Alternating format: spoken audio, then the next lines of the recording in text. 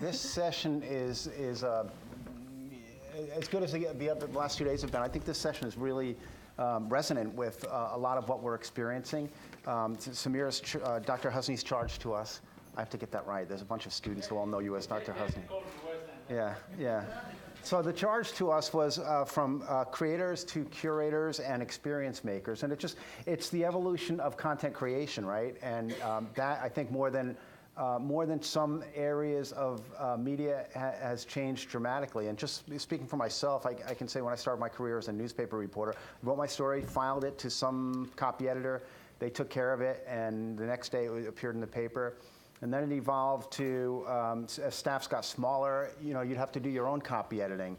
And then you'd have to write for the print magazine or newspaper, and also for the web, which represented on some level an exponential increase in either production or in speed of content creation.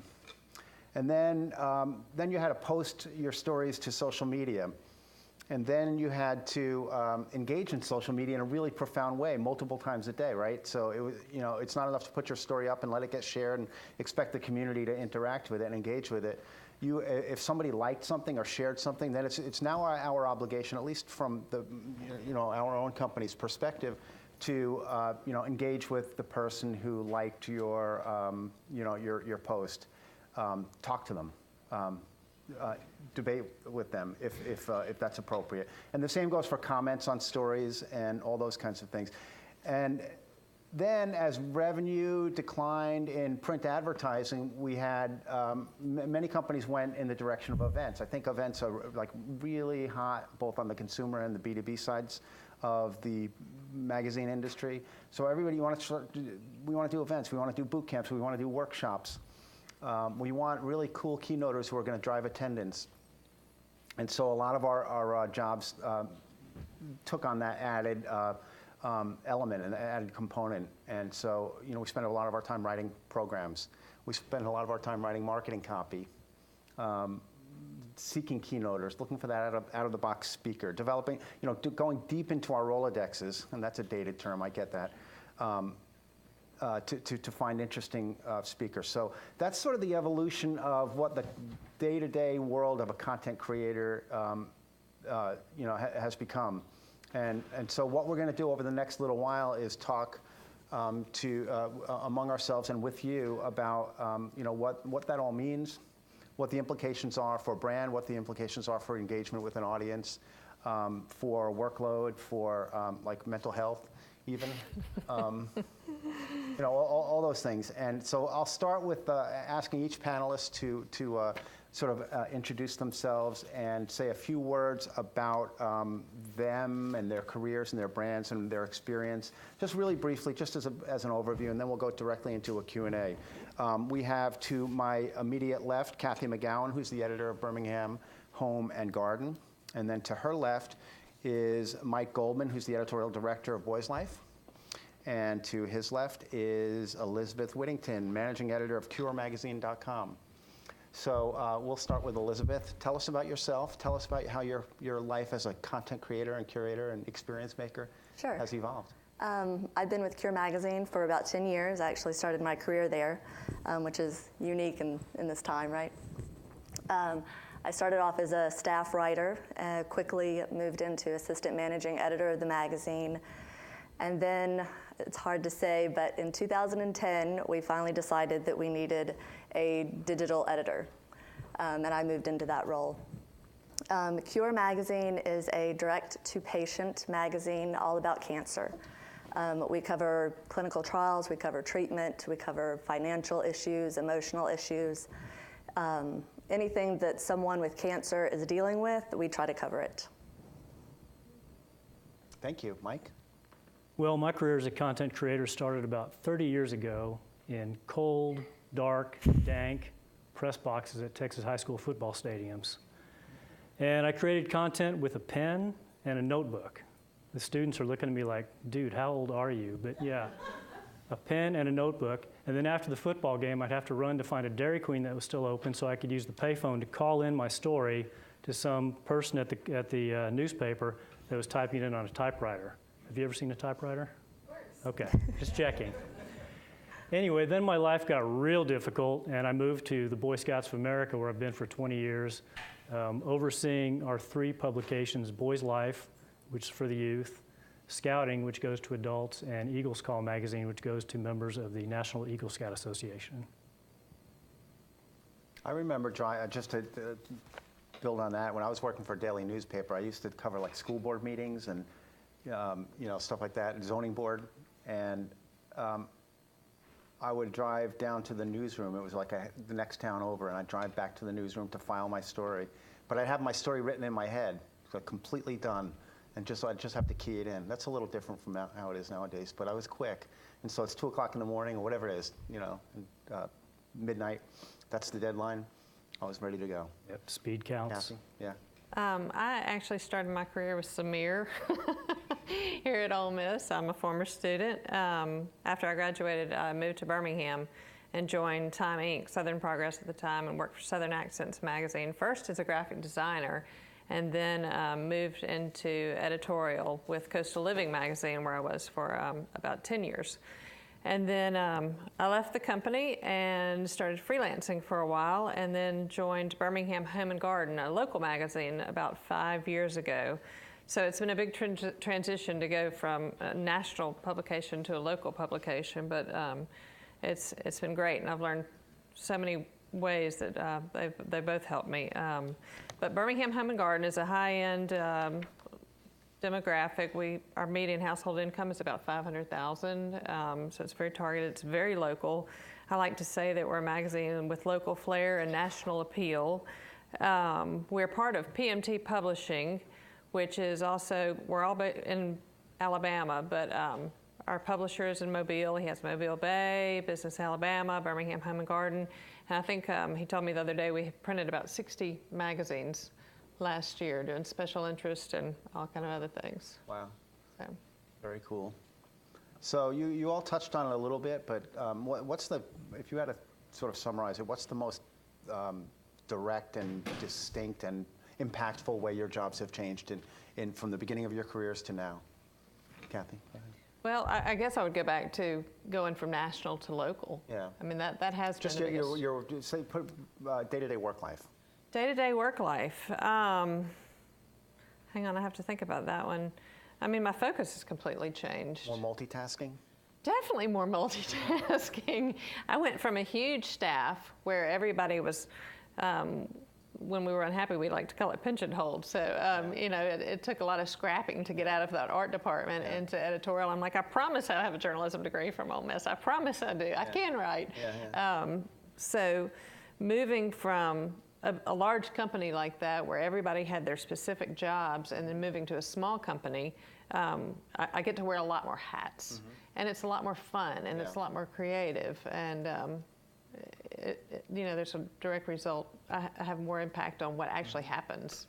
You're on a city and regional magazine, sorry, and city and regionals are much more print-centric than some other sectors of the magazine industry, but has the fragmentation of media and the migration of consumers from print, in a general sense, to digital. Has that impacted what you have to do? It has a little bit. I know we're going to talk about competitors a little bit down the line, but our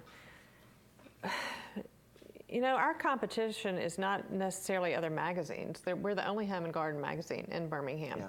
But we do compete with the newspapers for advertising, for content. We're only 6 times a year, so they can give me more fresh, timely information.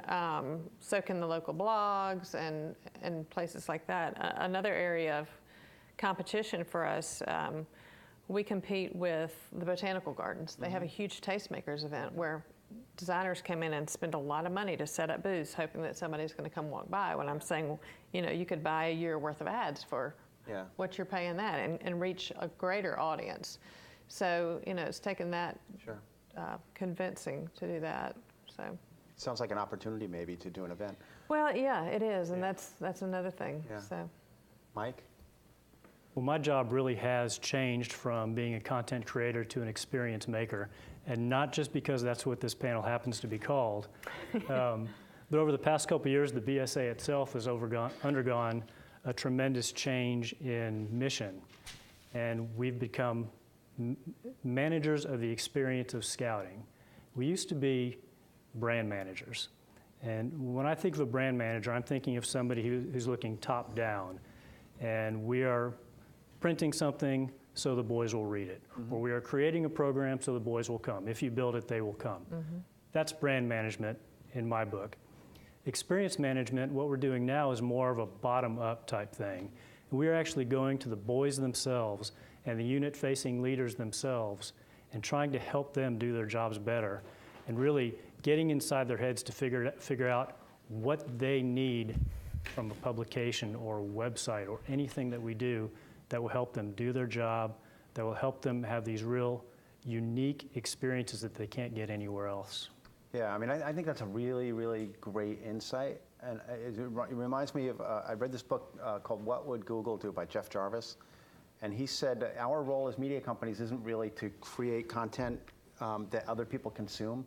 It's more about creating what he described as an elegant framework for communities to interact with each other, which is it's a really sort of profoundly different sense of mission. So we look at it somewhat differently in that we had talked about mission before we got up here, and our mission used to be really long and really flowery, and it talked about literacy, which we're still on board with, and it talked about content, which we're still on board with, and it talked about what we've done for 100 years, which we're still on board with. But when I asked my staff, some of whom are as young as 25, what does this mission mean to you? They'd look at it and they'd say, I have no idea what you're asking me to do.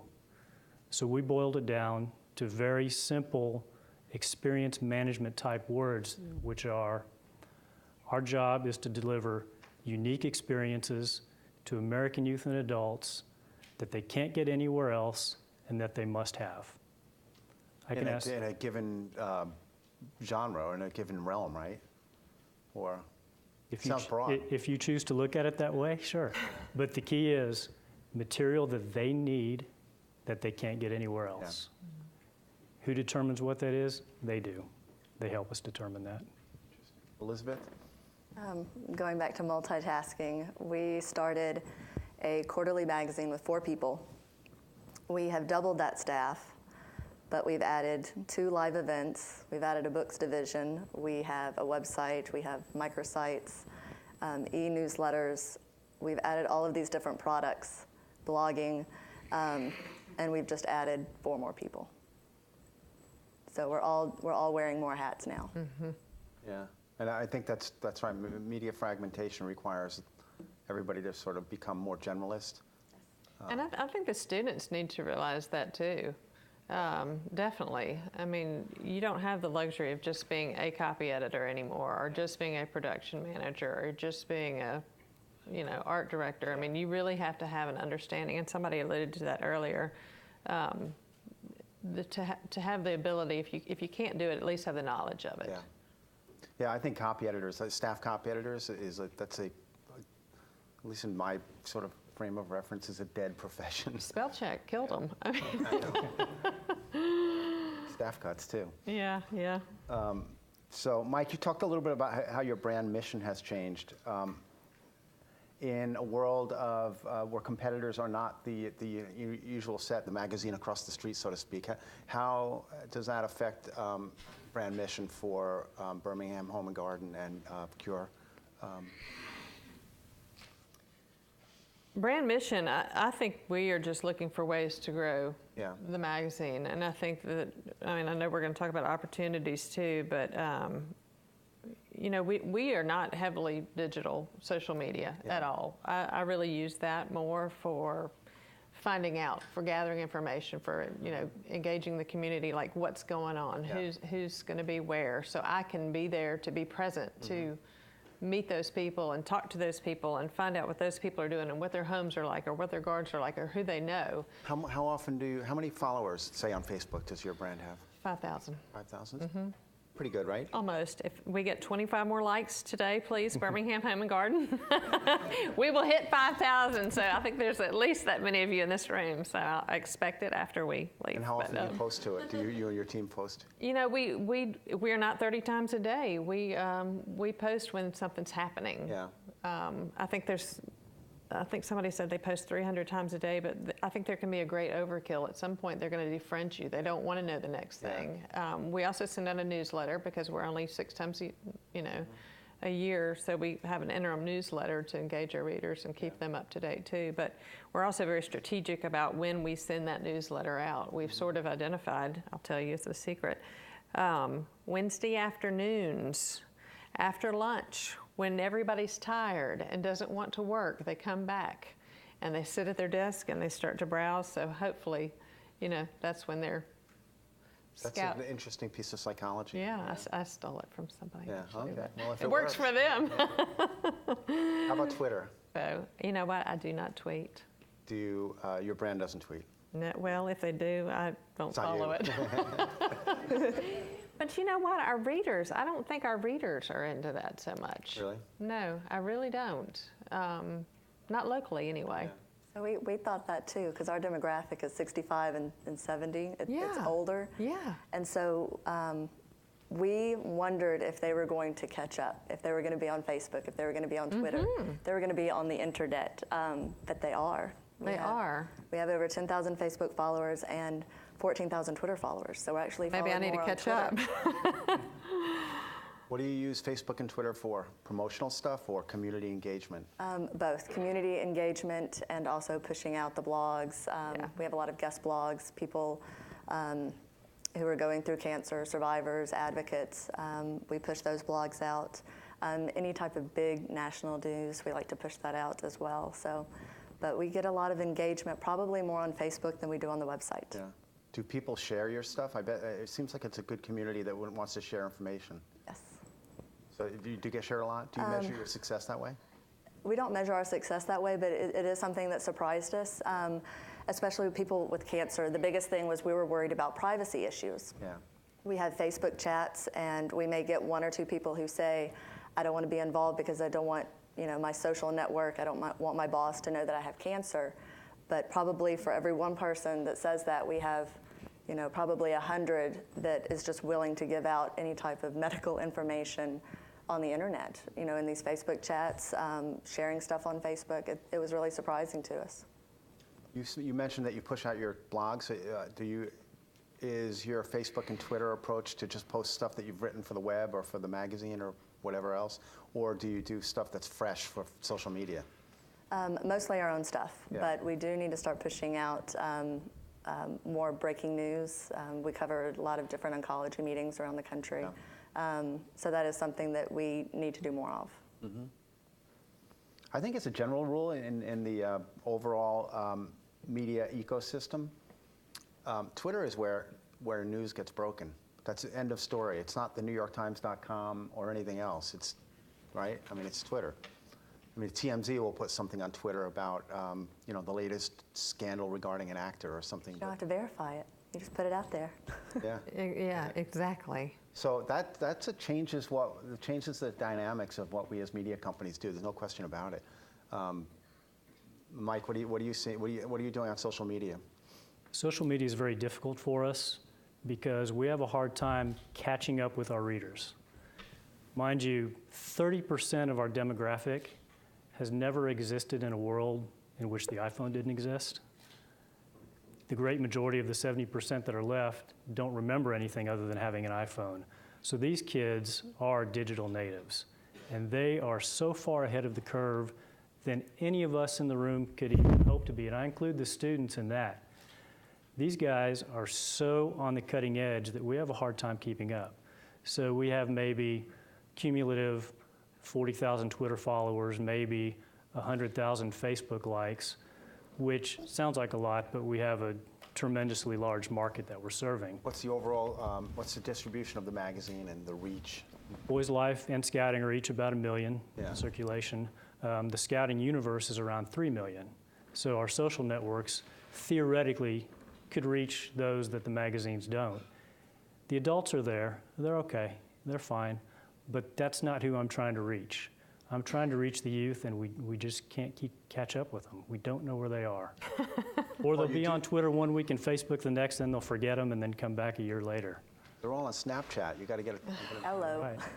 What? Hello. Hello. I haven't heard of that. I heard Hello was going out of business. It just launched like 6 months ago? Wait, they are going out of business? That's what I heard. I heard that yesterday. I hope so. Because my children haven't gotten a hold of it yet. One less to add to the list, right? Who knows Yeah. Ello? Does anybody know Ello? Raise your hands. No? There's one. It's like some guy in Vermont started Ello as like the anti-Facebook because he was so sick of all the muck in the feed, and the ethos was not to treat the user as a data point, as a customer. No advertising, Yeah. which So, they may have gone out of business. but Instagram and Pinterest are more the way we are trying to go. yeah. I would imagine that for the home and garden market, Pinterest would be a Pinterest perfect is fit. huge. Yeah. It is huge. So, which leads me to the question of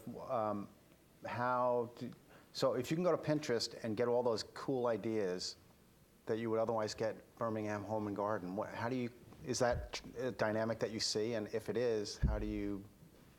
How do I fight them? Yeah. Or you have to, right? I mean, because they can get Birmingham Home and Garden, they can get the whatever the manufacturers of various products are doing, they can get other regional home and garden magazines all in one place, and they get the added benefit of having the community weigh in. Yeah. Well, I think a lot of what we do actually ends up on Pinterest, and we show that. But it is a struggle and a goal, like I said, because we are 6 times a year to get that fresh content and to. Somebody was saying that editors thought it was a good idea to leak a cover a week ahead to promote it. Absolutely not. Absolutely not. You want to hold on to that and keep it close to the vest and have the big unveiling every time. Yeah. So you do want fresh content. I know a lot of the national magazines, there's a lot of rules and regulations going around about if you blog about it, if you post it on your website, if you show it off somewhere else, we will not pick it up. So that's scared a lot of the bloggers and people that are promoting their own works, Howls or markets like that. They will stay off of those with the hopes of, as somebody said, the holy grail of print. So with that promise in hand, people will stay away from sharing their things on those outlets. Sort of along that line, the prior speaker mentioned how being prolific on Twitter or social media in general potentially lowers the standards of editorial quality, of grammatical correctness, and all that. Not to mention brand voice, because if you have a junior staffer tweeting or posting or doing, engaging with your audience on your feed under your handle, that can be dangerous. It seems like that kind of thing is in the news all the time, where somebody does something inappropriate.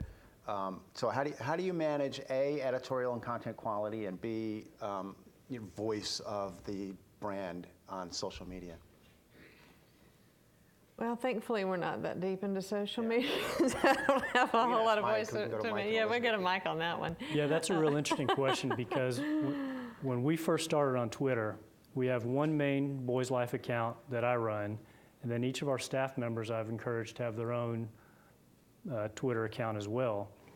And my challenge to them was not to be a mouthpiece of the organization, which would drive our PR guy crazy. Thankfully, he's not in the room or on the internet. But our readers want to know who we are. They don't want to know what we're selling or what we want them to learn. They want to know who we are, and that gives us credibility in the marketplace. They know then that when they see my book editor's name in print and they followed her on Twitter, they know that she's got some skills and she knows what she's talking about, and she speaks their language because they've seen it in their language when they turn to the book in print and they see it in our language. It's a really good integration. It's a good correlation between social and print. Do you require your people to tweet and engage on social media and do all that? It's a soft requirement. I haven't fired anybody yet, but I might. That's a great idea. Thanks, Tony. We have pretty well-defined rules. Our people are, between 5 and 7 tweets a day. It's like that kind of thing, and considering time of day and the sort of psychographics as well. So it's pretty. I wouldn't say rigid, but it's well-defined. Yeah. We don't really have any rules. We try to keep it as open as possible. Yeah. But they know, everybody, myself included, we know that not only am I and my staff looking at these things, but the rest of the organization, our PR guys, our CEO, they're watching what we do, and that's enough to keep us on the straight and narrow, hopefully. Yep. We're kind of in the unique position that when did Facebook open up after it opened up to colleges, to the general public? Was it 07? Middle of the last decade, 05, 06, like that, I think. So somebody from, I was also a student of Dr. Husney, and I came back, I guess the year after I left, and somebody had told me about Facebook. And this was before I was the digital editor. And I was the hourly staff writer at that point, and I had to convince our managing editor, who was a year younger than I was at the point, she was 24,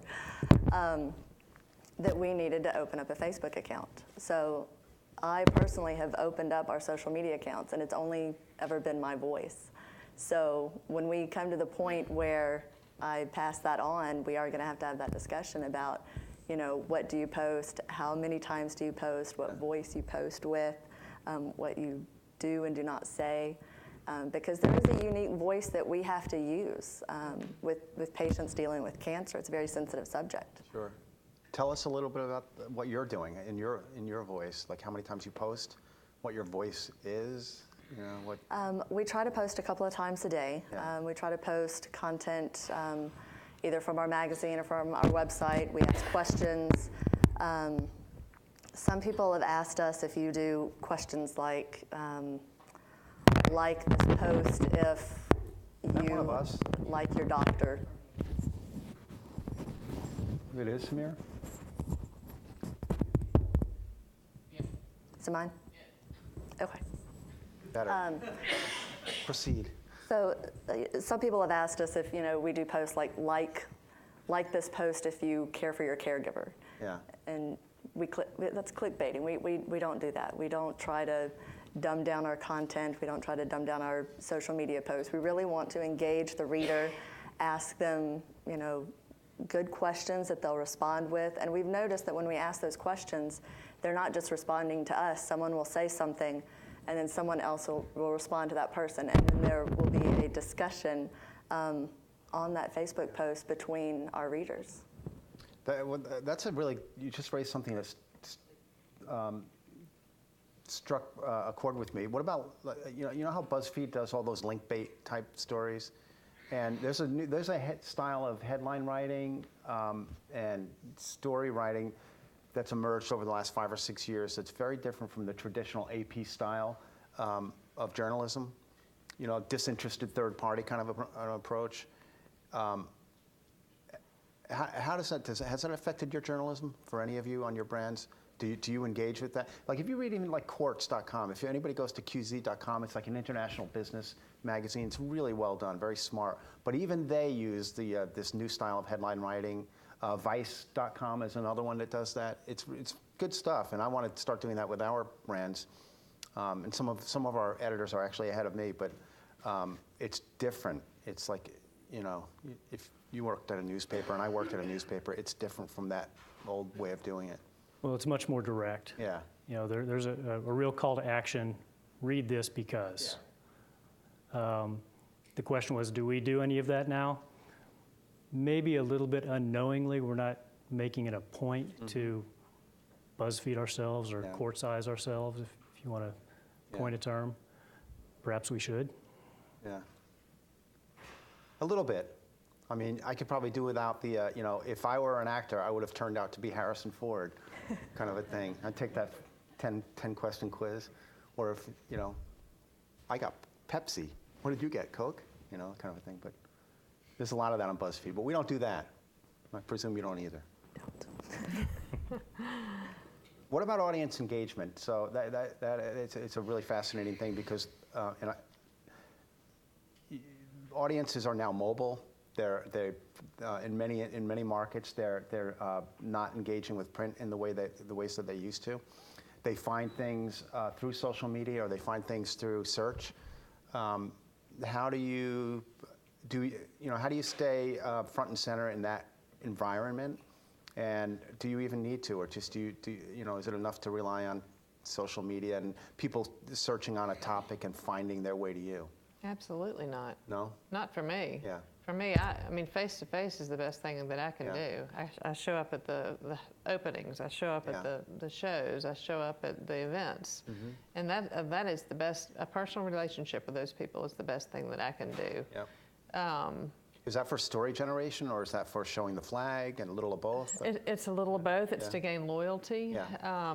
You know, if I'm getting to know, whether it's professionally or socially, in those circles and being a part of those groups, I told Jocko I was going to tell on him when I first took this job. He looked at me and he said, "Well, do you have any friends?"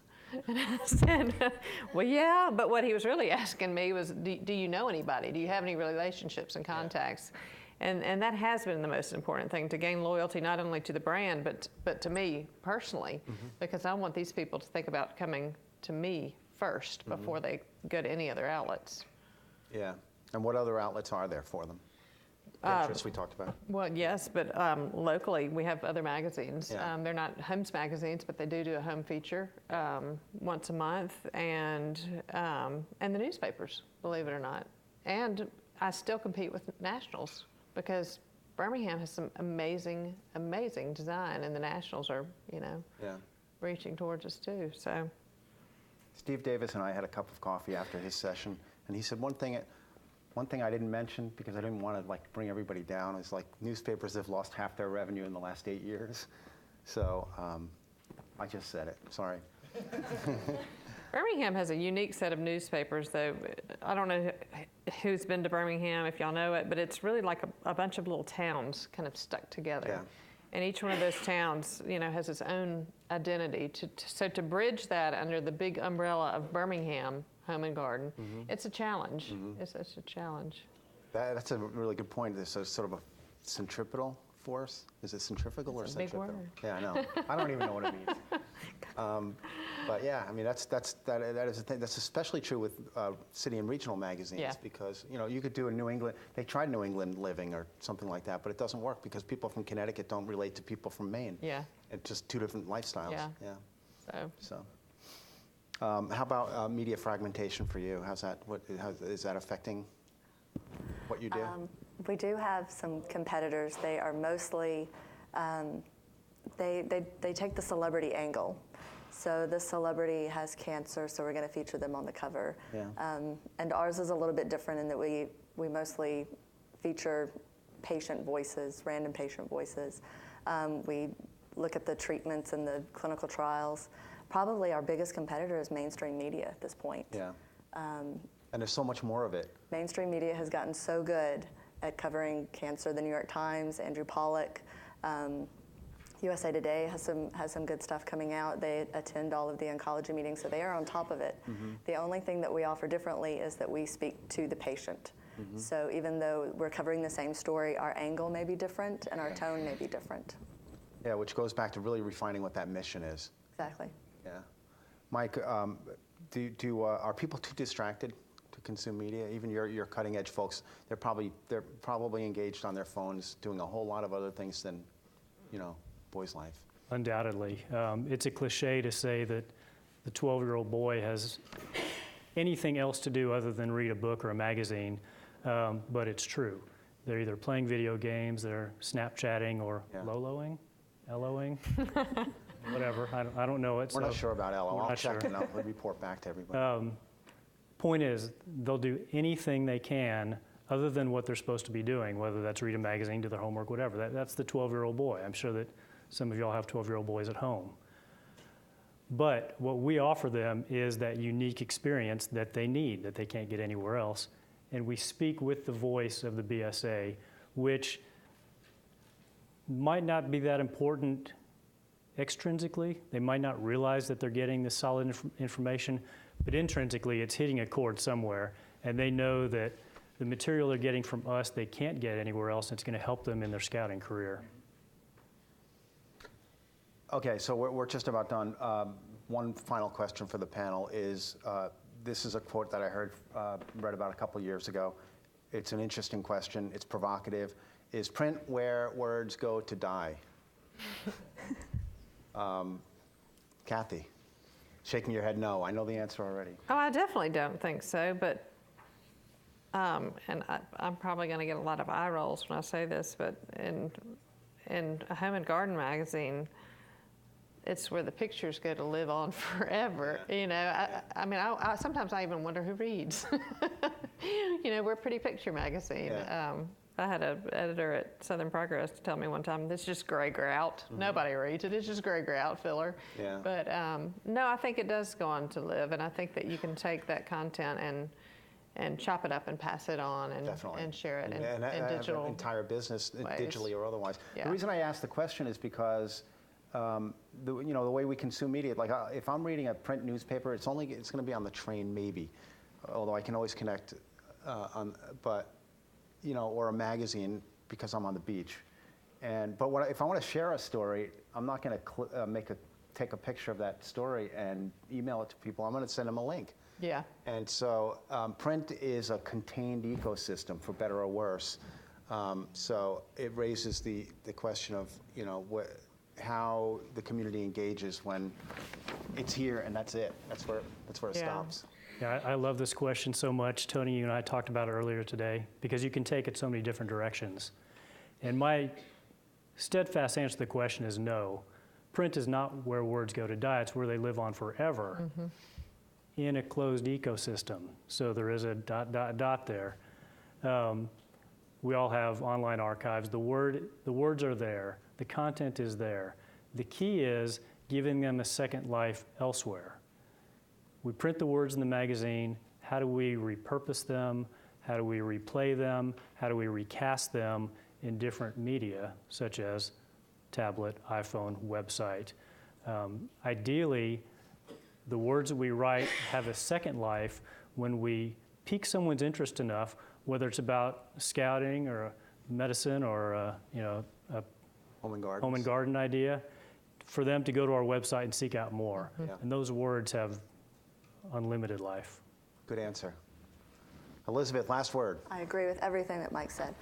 To add on that, we have a really good pass-along rate. So how hard is it to throw away a nice-looking, thick magazine? Yeah.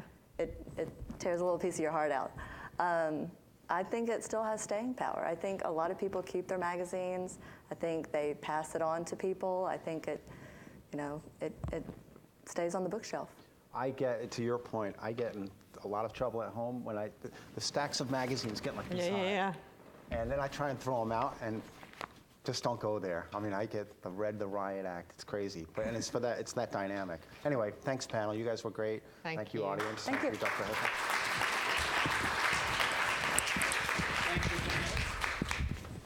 Yeah. Are we done? No questions?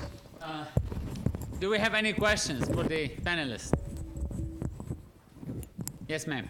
I know you guys touched on social media marketing and how important it's growing. How do you see that impacting, I guess, like the market in general, like over time, the digital prevalence? We have not paid social media. Repeat the question. So I don't know if everybody heard the question, so maybe repeat it. Oh. So the question was, how does social media impact the marketing? We have not used social media as much as we possibly could. It has a lot of different aspects that we could really tune into, and we haven't used that. We mostly use it for engagement now. We have used it probably a couple of times a year just to promote the magazine, subscribe to the magazine, share the magazine. We get a huge response, but we don't do it enough. So we probably don't do it enough in the marketing sense.